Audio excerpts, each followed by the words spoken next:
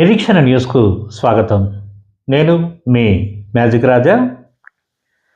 సామాన్య కార్యకర్త స్థాయి నుంచి పెద్ద స్థాయి నాయకుడి వరకు అందరికీ న్యాయం జరిగేలా సంఘటన సృజన అభియాన్ ద్వారా కాంగ్రెస్ పార్టీని క్షేత్ర స్థాయి నుంచి బలోపేతం చేస్తున్నట్లు AICC observer Deepak Rathod, PCC సభ్యులు ఎంఏ ఫయీం, బుద్దారెడ్డి ప్రభాకర్ రెడ్డి, రాజేంద్ర ప్రసాద్ యాదవ్ తెలిపారు. రామగుండం నియోజకవర్గంలో కార్పొరేషన్ అధ్యక్షులు, డివిజన్ కమిటీల నియామక ప్రక్రియలో భాగంగా ఆదివారం గోదావరి ఖని ఎమ్మెల్యే క్యాంపు కార్యాలయంలో మీడియా సమావేశం నిర్వహించారు. కార్పొరేషన్ అధ్యక్షుడు, డివిజన్ అధ్యక్షులు, కమిటీ సభ్యుల పదవులకు సామాన్య కార్యకర్తలు సైతం దరఖాస్తు చేసుకునే అవకాశం ఉందన్నారు. కార్యకర్తలు నాయకుల అభిప్రాయాలను పరిగణలోకి తీసుకొని పార్టీ కోసం నిరంతరం పనిచేసే ప్రజల్లో ఉండేవారికి ప్రాధాన్యం ఇస్తామని చెప్పారు.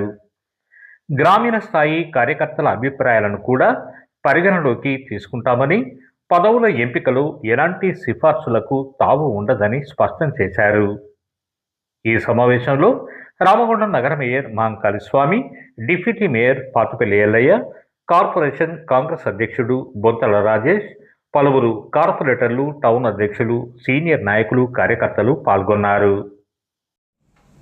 సంఘటన సృజన అభియాన్ అని ఏదైతే కార్యక్రమం ఏఐసిసి పిలుపు మేరకు, అంటే దేశంలో అన్ని రాష్ట్రాల్లో కూడా కాంగ్రెస్ పార్టీ ఒక మూల స్తంభాల నుంచి ఒక నాయకుడిని, ఒక జిల్లా అధ్యక్షుడిని, డివిజన్ ప్రెసిడెంట్ అని ఇవన్నీ ఎన్నుకోవాలని ఒక ప్రక్రియ అనేది మొదలుపెట్టింది. దాని పేరే సంఘటన సృజన అభియాన్. అంటే దీన్ని పరిశీలకులుగా ముందు ఏదైతే రాజకీయ పార్టీలో అధ్యక్షుడిని ప్రకటిస్తుండే, ఇప్పుడు కాంగ్రెస్ పార్టీ ఏఐసిసి ఒక నిర్ణయం ఏం తీసుకుందంటే,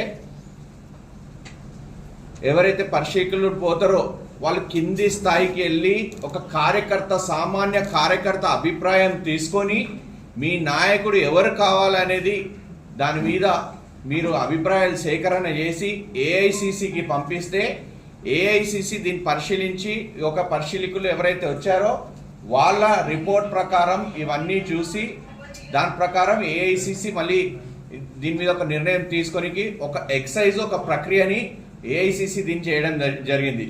సో దీని ద్వారా ఈ సంఘటన సృజన అభియాన్ ద్వారా మరి ఇక్కడ ఏఐసిసి నుంచి దీపక్ రాత్రే గారు హిమాచల్ ప్రదేశ్లో డిజాస్టర్ మేనేజ్మెంట్ ఏదైతే గవర్నమెంట్ ఆఫ్ హిమాచల్ ప్రదేశ్ ఉంది దానికి అక్కడ బోర్డ్ చైర్మన్ అయినా, ఇక్కడ ఏఐసిసి ప్రత్యేక పరిశీలకులుగా, అబ్జర్వర్గా ఇక్కడ సంఘటన సృజన అభియాన్కి రామగుండం కార్పొరేషన్కి ప్రత్యేకంగా పంపించడం జరిగింది. ఆయనతో పాటు ముగ్గురిని ఆయనకు అబ్జర్వర్స్ ఆయన తోడుగా ఉండాలి. ఇక్కడ నడిచే ప్రక్రియ, అభిప్రాయ సేకరణ జరుగుతాప్పుడు ఒక ముగ్గురు కలిసి ఆయనతో సహకారం అన్ని పనులు చేయాలని పిసిసి తరఫున నేను Faheem, vice president TPCC food corporation చైర్మన్ని, మన బోదిరెడ్డి ప్రభాకర్ రెడ్డి గారు జనరల్ సెక్రటరీ గారు, మరి రాజేంద్ర ప్రసాద్ గారు వనపర్తి సీనియర్ నాయకులు, ఎక్స్డిసిసి ప్రెసిడెంట్ వనపర్తి, మా ముగ్గురిని ఏఐసిసి నుంచి మా ముగ్గురిని అటాచ్ చేయడం జరిగింది. ఇక్కడ మేము తదుపరి కార్యక్రమాలు ఎలా ఉండాలి, సంఘటన సృజన అభియాన్లో ఈ కార్యక్రమం ఎలా జరుగుతుంది, ఎలా ఎన్నుకోబోతాము అనేది దాని మిగతా విషయాలకి చెప్పాలనుకున్నప్పుడు ఏఐసిసి అబ్జర్వర్ గారు దీపక్ రాత్రే గారు మీ ముందు దీని గురించి విశ్లేషణ. ముఖ్యంగా ఇది భారతదేశం మొత్తం మీద ప్రజాస్వామ్య పద్ధతిలో కాంగ్రెస్ పార్టీ అధ్యక్షుని ఎన్నుకోవాలి. కాంగ్రెస్ కార్యకర్త నాయకులు, లీడర్ల అభిప్రాయానికి అనుగుణంగా, మెజార్టీ నాయకుల అభిప్రాయానికి అనుగుణంగా నిర్ణయాలు తీసుకోవాలి. ఎవరో సిఫార్సు చేస్తే, నామినేట్ చేస్తే పార్టీ పడదని చెప్పే ఒక మంచి ఉద్దేశంతో ఈ కార్యక్రమాన్ని తీసుకొని దేశవ్యాప్తంగా చేసి అందులో తెలంగాణలో కూడా ప్రతి జిల్లాలో ఈ మాదిరి చేస్తూ ఉంది. మరి దీనికి మేము కార్పొరేషన్ పరిధిలో ఈ సిటీ కాంగ్రెస్ కమిటీ డిసిసి లెవెల్లో, అదేవిధంగా మన డివిజన్ కానీ, జిల్లా కమిటీ కానీ, డిసిసి ప్రెసిడెంట్ కానీ ఇవన్నీ కూడా కంప్లీట్ చేయాలి. మరి ప్రజలతో సంబంధాలు పెట్టుకొని కాంగ్రెస్ పార్టీని పటిష్టపరచడానికి, కాంగ్రెస్ పార్టీకి లాయలిస్ట్గా ఉండే వాళ్ళను ఐడెంటిఫై చేసి వాళ్ళకు తగిన ప్రాధాన్యత ఇవ్వాలనే ఉద్దేశమే ఈ యొక్క పరిశీలక అబ్జర్వర్లను నియమించడం జరిగింది. దాని బాధ్యతను ఈ రోజు నుండి మేము తీసుకొని మరి దీపక్ గారు కానీ, ఫయీం గారు కానీ, నేను, రాజేంద్ర ప్రసాద్ గారు కానీ కోఆర్డినేషన్తో చక్కటి కమిటీని నియమించాలి అనే ఉద్దేశంతో ఈ ప్రక్రియను ప్రారంభించాం. మీ అందరూ కూడా మరి ఈ సందర్భంగా తెలియజేస్తూ దీనికి మా నాయకులందరూ ఈ విలేకరుల సమావేశం అయిన తర్వాత మా నాయకులందరితో కూడా మాట్లాడి తదుపరి కార్యక్రమాన్ని నిర్దేశించడం జరుగుతుంది.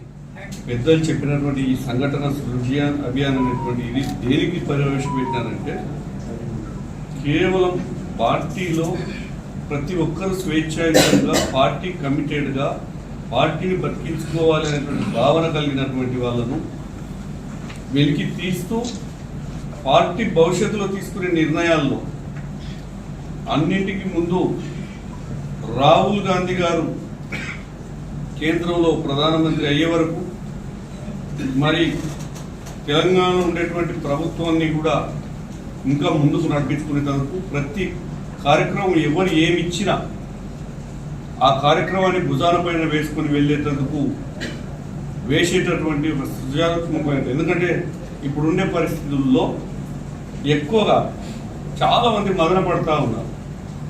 ఏమని కాంక్రీట్గా పనిచేస్తున్నాం ఇంకోటి అవన్నీ లేకుండా నిగ్రహ ఇంకొక ఏఐసిసి అబ్జర్వర్ మమ్మలను తోడుగా ఇక్కడికి ఇచ్చినారంటే క్షేత్రంలో ఉండే ప్రతి ఒక్కరిని గౌరవ ఏఐసిసి అబ్జర్వర్ దీపక్ ప్రియా గారు ఓనిన్ వన్ కూడా నెక్స్ట్ ప్రోగ్రాంలో మళ్ళీ కలుస్తారు. కంటే ఎవరు భేదాభిప్రాయం లేకుండా ప్రతి ఒక్కరు మంచిగా रखना चाहूँगा। मेरा नाम दीपक राठौर है और मैं हिमाचल प्रदेश के जिला शिमला का रहने वाला हूँ और पूर्व में कई महत्वपूर्ण पदों पर मैं कांग्रेस पार्टी में अपनी सेवाएं दे चुका हूँ, चाहे वो यूथ कांग्रेस है, चाहे एनएसयूआई के पेरेंटल बॉडी है, और वर्तमान में मैं भी राजीव गांधी पंचायती राज संगठन का मैं राष्ट्रीय महासचिव हूँ और उत्तराखंड और दिल्ली के लिए भी इंचार्ज हूँ। मैं अपने आप को सौभाग्यशाली मानता हूँ कि मुझे ऑल इंडिया कांग्रेस कमेटी ने लीडरशिप ने मुझे तेलंगाना में आपके बीच में संगठन सृजन अभियान के लिए ऑब्जर्वर के रूप में भेजा है और हम उम्मीद रखते हैं कि जिस अभियान को लेकर हम आप सबके बीच में हैं, आने वाले समय में मुझे 10-15 दिन यहीं आपके बीच में रुकना है। साथ में संगारेड्डी का जो संगठन सृजन है वो भी वहाँ भी मुझे ऑब्जर्वर के रूप में भेजा गया है और रामागुंडम में भी मुझे रहना है। तो 10-15 दिन हम अभी साथ रहने वाले हैं और संगठन को बहुत गहराई के साथ जो है काम करेंगे, जिस उद्देश्य के लिए लीडरशिप ने हमें यहाँ भेजा है। तो हम पॉइंट वाइज हम थोड़ा शुरुआत करते हैं। जो हमारा गुजरात में कांग्रेस पार्टी का एआईसीसी का अधिवेशन हुआ था, तो उसमें ये बात निकल कर आई थी कि संगठन को और गहराई तक ले जाने के लिए संगठन सृजन का अभियान चलाना है। उसी के तहत जो है ये प्रक्रिया शुरू हुई है, जिसमें पहले फेज में पूरे हिंदुस्तान के अंदर में जिलाध्यक्षों को लेकर जो है वो संगठन सृजन का अभियान चलाया जा रहा है। धीरे धीरे ये फिर उसके बाद ब्लॉक कांग्रेस कमेटी, फिर मंडल कांग्रेस कमेटी की तरह ये बूथ तक जाने वाला है। ये इसके पीछे का एक बहुत बड़ी सोच रही है पार्टी की। जो हमारे अभियान का जो सबसे प्रमुख उद्देश्य है वो है जिला अध्यक्षों की नियुक्ति एक लोकतांत्रिक तरीके से कराना है, जिसमें अधिक से अधिक लोगों को ये मौका मिले, अधिक से अधिक कांग्रेस के कार्यकर्ताओं को ये मौका मिले कि वो अपनी बात हमारे समक्ष रख सके। और अगर वो कोई भी जो जिला अध्यक्ष बनना चाहता है उसको ये बाइंडिंग ना हो मेरे साथ ये बड़े बड़े नेता लोग नहीं हैं या मेरे ऊपर किसी का आशीर्वाद नहीं है, उससे कोई लेना देना नहीं है, बल्कि हमारी कोशिश ये है कि जिसके साथ जनता है, अगर जनता का समर्थन उनके साथ है तो हम जनता के बीच में हम जाएंगे। अगर उनका ये मानना रहता है कि ये आदमी को लेकर या ये महिला को लेकर या ये इस व्यक्ति को लेकर जो है वो संगठन विश्वास रखता है कि ये जिला अध्यक्ष को के पद को जो है बखूबी निभा सकते हैं, तो ऐसे लोगों को आइडेंटिफाई करने के लिए हम जो है ग्रास रूट स्तर तक जाएंगे।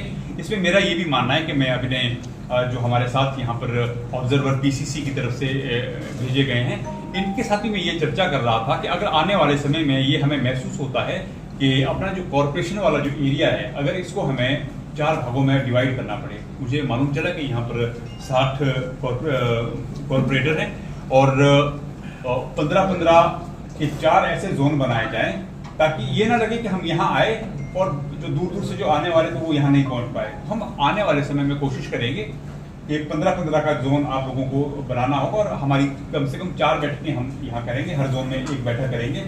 वो एक दिन में 2 बैठक भी हो सकती है, मॉर्निंग में 1 बैठक, इवनिंग में दूसरा बैठक।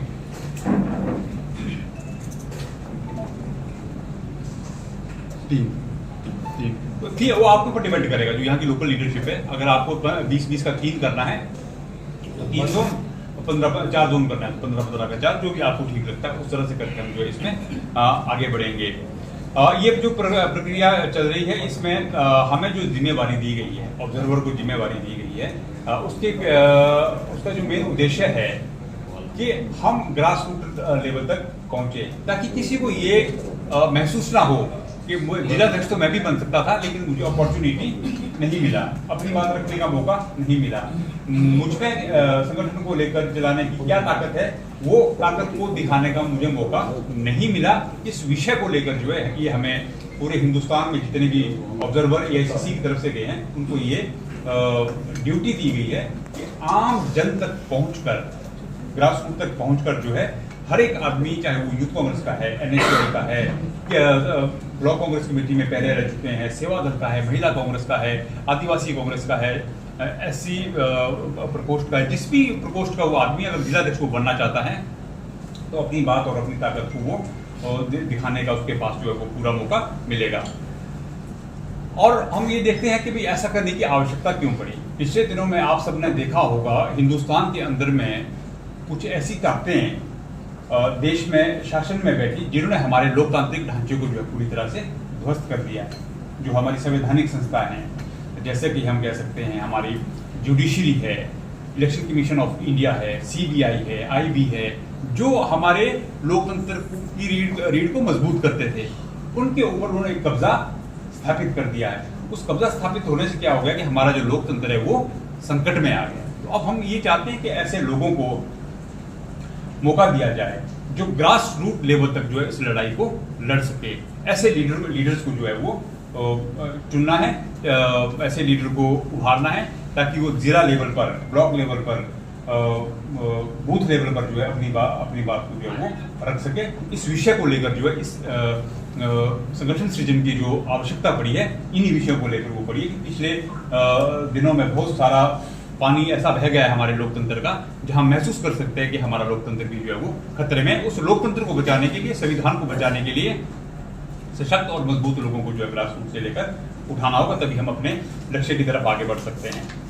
का अध्यक्ष चयन प्रक्रिया में हिस्सा लेंगे, फिर जब DCC प्रेसिडेंट बन जाएंगे उनको ताकत दी जाएगी कि वो अपने पास अपनी कमेटी बनाएं, और उसके बाद प्रक्रिया शुरू होगी ब्लॉक कांग्रेस के कमेटी के अध्यक्ष को बनाने की। और ब्लॉक कांग्रेस कमेटी का अध्यक्ष बनने के जब वो कमेटी बन जाएगी उसके बाद उनको नीचे मंडलम स्तर पर और बूथ स्तर पर जो है वो संगठन को खड़ा करने का जो है वो टास्क दिया जाएगा, जिसके आधार पर जो हम अपनी पहुंच को जो है ग्रास रूट लेवल तक पहुंचा सके।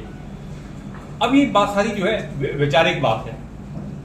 ये जो हमारे महबूब नेता आदरणीय राहुल गांधी जी ने जो 2 यात्राएं की, कन्याकुमारी से कश्मीर तक, जिसको भारत जोड़ो यात्रा का नाम दिया गया, और मणिपुर से मुंबई तक जो यात्रा की गई भारत जोड़ो न्याय यात्रा का। तो इसके पीछे का जो लॉजिक था, जब वो लोगों से मिले, इंटरेक्ट हुए, बहुत सारे लोगों से उनका मिलना जुलना हुआ, सिविल सोसाइटी से मिलना जुलना हुआ, तो वहाँ कुछ बातें ये निकल कर आई कि आपको जो संगठन है उसको जो है डिसेंट्रलाइज करना पड़ेगा। 1, 2, 4 हाथों में ही ताकत जो है संगठन की नहीं रहनी चाहिए, बल्कि संगठन की जो ताकत है वो ग्रास रूट लेवल तक संगठन के वर्कर्स को मिलनी चाहिए। डिसेंट्रलाइज यानी कि विकेंद्रीयकरण करना है अपनी संगठन की ताकत का। तो ये विचार जो है भारत जोड़ो यात्रा और भारत जोड़ो न्याय यात्रा से जो मिली, उसको जो है अमली जामा पहनाने के लिए जो ये संगठन की इस प्रक्रिया का हम हिस्सा बन रहे हैं।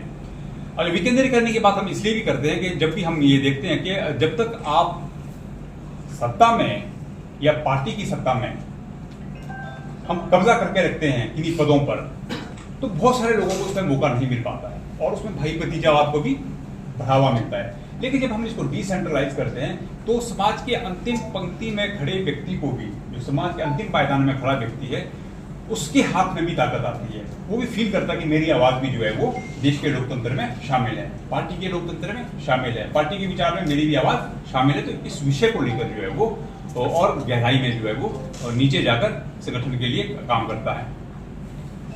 अब मैं మన నిరీక్షణ న్యూస్ను వాచ్ చేయండి, లైక్ చేయండి, సబ్స్క్రైబ్ చేయండి, మీ మిత్రులకు షేర్ చేయండి.